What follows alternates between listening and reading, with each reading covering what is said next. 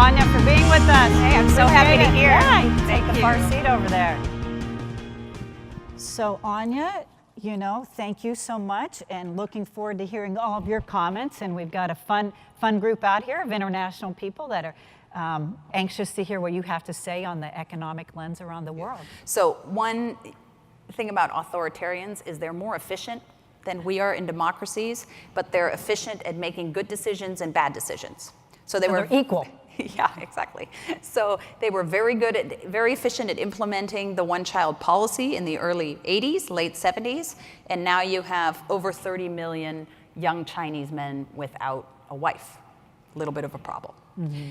And they've recently loosened the one-child policy, but exactly as you said, China is a society that is rapidly aging. And you see this in the fact that when they look at their new technology boom, what they think is going to make them a superpower, which is AI, quantum computing, all the great work they're doing in the digital space, and there are some legitimately amazing companies. They have amazing skills internally, but they are looking for people from the outside to come in. So China has just started this new program called the 1,000 Talents Program, that brings in engineers and skilled labor from around the world. It's the first time I think they've had this. They have a free 10-year visa at a time when we're closing our borders, not completely, but more than we have in the past. China is really trying to open them. There, but where do you see Africa playing in the big world scheme, and what's that horizon? Yeah, I think Africa, the Western media, has a very outdated view of Africa. So when you hear about it, you still hear a lot about wars and human rights abuses and poverty, and all of those things exist, sure. But when I travel to Africa, and I actually just got back from South Africa a couple of weeks ago, I see a totally different place.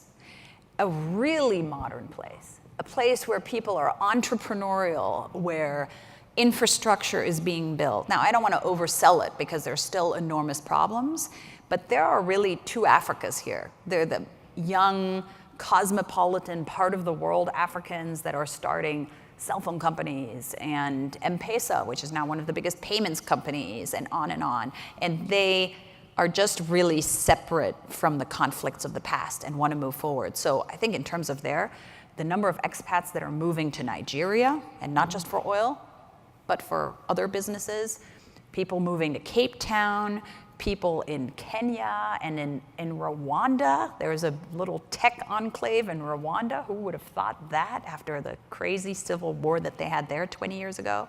But there are really fantastic, interesting pockets in Africa, so I wish the press would report more positively on it. On that. So we're going to wrap up a couple of geographies and we're going to open the mics for folks, but you talked earlier a little bit about India, and I hopped to the other side of the world for you. We're getting ready to host our first event in Bangalore here at the end of this month, actually, in a couple weeks. So, you know, tell us a little bit about how you see India and the intra-India activity of mobility, and what, you know, your lens. Yeah. So when we talked 10 minutes or so about this great global trend, the rise of China and of India. I think India always kind of gets forgotten in that. It's always the afterthought. Well, turns out India's economy is actually growing faster than China's. They're growing at 7.5% a year. They're a democracy, so it means things move slowly there, but boy, they're a lot more resilient and raucous, and I think that is ultimately a strength. I have a lot of clients who do business in India, and they come back and they're frustrated because it's slow and it's painful and it's not happening as quickly as it's in China. But ultimately, there's a rule of law, there is a free media, and there's lots of resilience. It's a huge, when I go around the country giving speeches, I get this a lot, which is, oh boy, are the robots going to take our jobs? And I've actually just co-founded a nonprofit with Ash Carter, who was our former Secretary of Defense, that deals with some of these issues, the displacement due to tech. Maybe the tech companies aren't all positive all the time. When you ask the best economists about this, the answer is it's going to be a messy transition, but it's going to be okay, and it's going to be a mixed bag.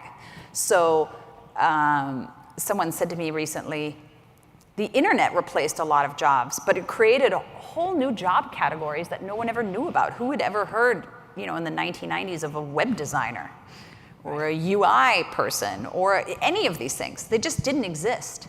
So the solution here is not to bury our head in the sand and say, oh my God, the robots are taking our jobs. It's to fix our skilling and education system and make sure that it actually works for the new century. And I'll give you one really positive example. My daughter is here in the audience with us today. Right over there. And she and her brother go to a very newfangled school in San Francisco called the Alt School that is basically designed for this. They say, look, we're not just going to teach you the subject matter. We're going to teach these kids the emotional skills they need. We're going to teach them how to learn.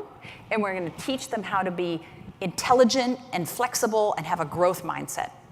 Because you're not going to, the idea that you're going to go to school for 12 years or 16 years and have these skills and they'll survive for the rest of your life are just wrong. You're going to have to keep learning. And the skills you'll need for that is, how do I have the gumption to keep learning the new skill? And where do I go to find the new information? And so I think we'll get there.